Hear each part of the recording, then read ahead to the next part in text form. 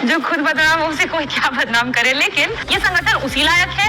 52 साल तक तिरंगा नहीं फहराया, तिरंगे से बड़ी दिक्कत है इसलिए माथे पर तिरंगा सजा करके आई हूँ, और अशोक चक्र से दिक्कत है उसको दिल में बिठा करके आई हूँ, और आप कहते हैं परसेप्शन और झूठे नैरेटिव्स, इसलिए सबूत भी लेकर के आई हूँ। ये है बंच ऑफ थॉट्स की कॉपी, पन्ना नंबर कहिएगा तो पेज नंबर है 188, जहां पर गोलवलकर खुद लिखते हैं कि जो भारत का तिरंगा है वो इमिटेटिंग है, ड्रिफ्टिंग है, मतलब हमने कॉपी किया है, उसमें हमारा कुछ नहीं है।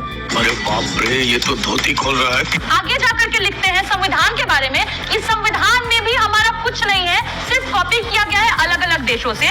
फिर इनके एक और सह संघ चालक जो कि के सुदर्शन है, वो भी आगे जाकर के कहते हैं कि संविधान में हमारा कुछ नहीं है, हम इसको नहीं मानते, और फिर जाकर के अटल बिहारी वाजपेयी संविधान समीक्षा का एक आयोग ही बना देते हैं। पर खैर यही नहीं रुकता है, इनको क्या कहते हैं, गोलवलकर जी को मोदी जी गुरु मानते हैं, और गुरु मानते हुए उनके बुद्ध से तुलना करते हैं अपनी किताब में।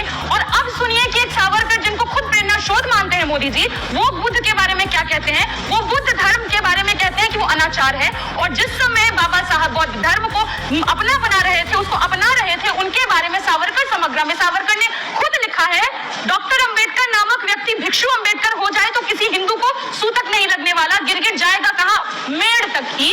और एक और बात, ये परसेप्शन नहीं है, रियलिटी है, क्योंकि तिरंगा यात्रा भी जब आरएसएस निकालती है बिना तिरंगे के निकालती है, लाठियों के साथ में। और तुम्हें शर्म है कुछ?